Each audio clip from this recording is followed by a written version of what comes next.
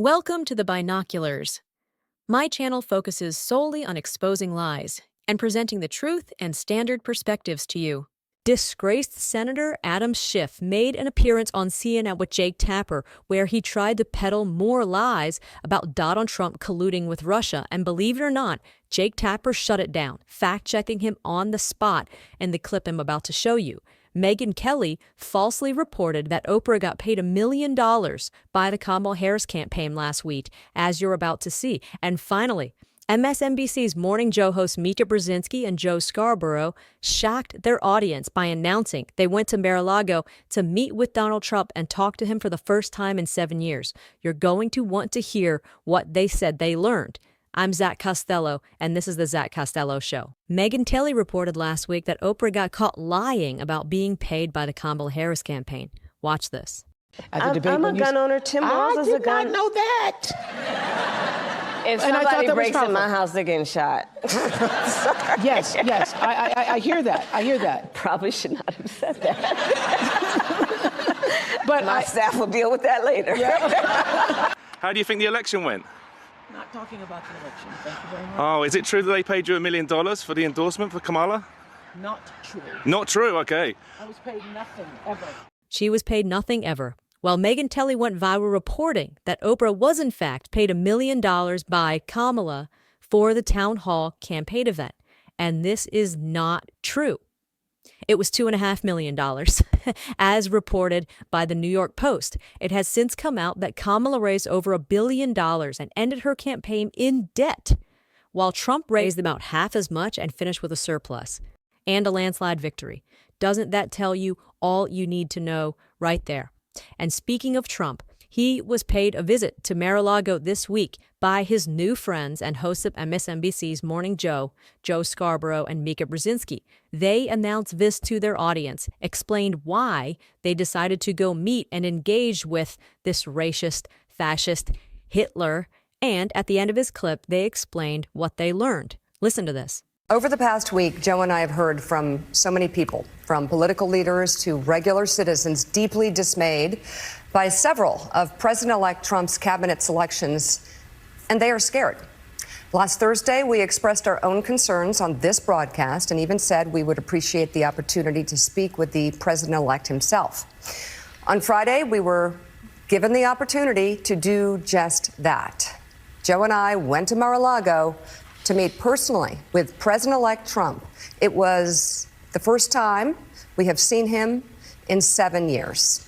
Now, we talked about a lot of issues, including abortion, mass deportation, threats of political retribution against political opponents, and media outlets. We talked about that a good bit.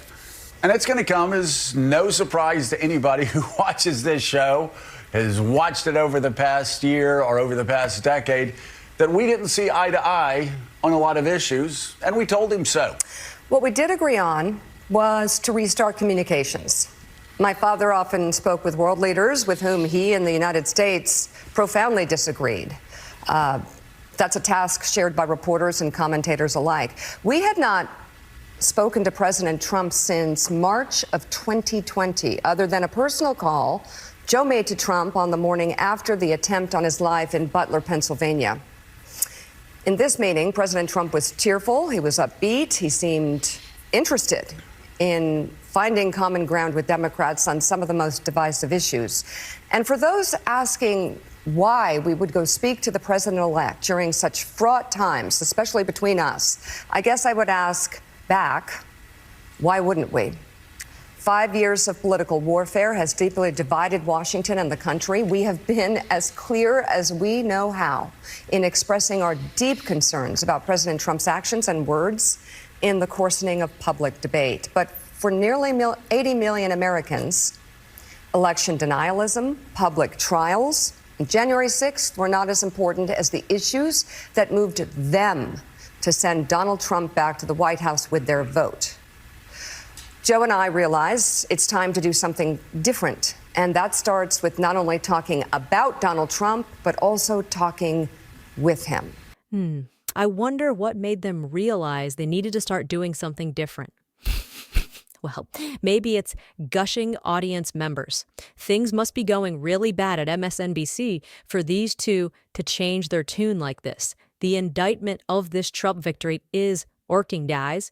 These two know full well that they cannot sustain their audience with the continual lies and misinformation spread about Donald Trump, who just won over the majority of Americans, but also won democratically a fully conservative government in the United States. More proof that spanking does work. AOC just removed her she/her pronouns from her ex bio too. It's working, guys. They are starting to get it. However, speaking of someone who doesn't get it, Senator from California Adam Schiff was on CNN with Jed Tapper. Tapper asked Schiff, who led the first impeachment against Donald Trump for Russian collusion in the 2016 election, was censored by Congress after it was revealed by the Mueller report that, in fact, no collusion took place. Tapper asked if what he did caused the distrust that the American people have for the government. Schiff tried to lie, but Tapper didn't let him get away with it. And I'm wondering about how much anybody in Washington is being introspective at all about why there is this kind of opening for disruptors, if not necessarily these individuals. You were censured in the House last year for, in their view, holding positions of power during the Trump presidency as chairman of the House Intelligence Committee. And according to them, quote, abusing this trust by saying there was evidence of collusion between Trump's campaign and Russia. And I wonder if you are feeling at all introspective at all about that was, according to the Mueller report and according to your Republican colleagues, an overstatement. And I wonder if you think in any way you help set the table for these disruptors. You know, first of all, it wasn't an overstatement. There is evidence of collusion. The Trump campaign manager was meeting with Russian intelligence and giving them internal polling data, just to give you one example. And the Mueller report sets all this out. It does say, quote, the investigation did not establish that members of the Trump campaign conspired or coordinated with the Russian government in its election interference activities, which doesn't mean that he didn't, that there weren't meetings, but they didn't find evidence. Mueller says that too. He says the fact that we didn't find proof beyond a reasonable doubt doesn't mean there wasn't evidence of conspiracy or coordination. So, but look, that's not what people were voting on. Schiff thinks that this isn't what people were voting for. He thinks the American people don't really want Elon Musk, Tulsi Gabbard, Matt Gaetz, RFK Jr., and the rest in government. Here's some news for you, Adam. If it weren't for the fact that you were from the Democratic landfill that is the state of California, you would have no seat in government. You have no idea what the American people want. Trump was elected precisely to dismantle the deep state and ensure individuals like you have no say in government anymore. You've had your time. You've proven yourself useless, in fact, an obstacle to what the American people need. And we are sick and tired and done with people like you. Don't forget to hit the subscribe button and share this channel with your friends. Stay tuned for more truth and insightful perspectives. Your support helps us grow and reach more people.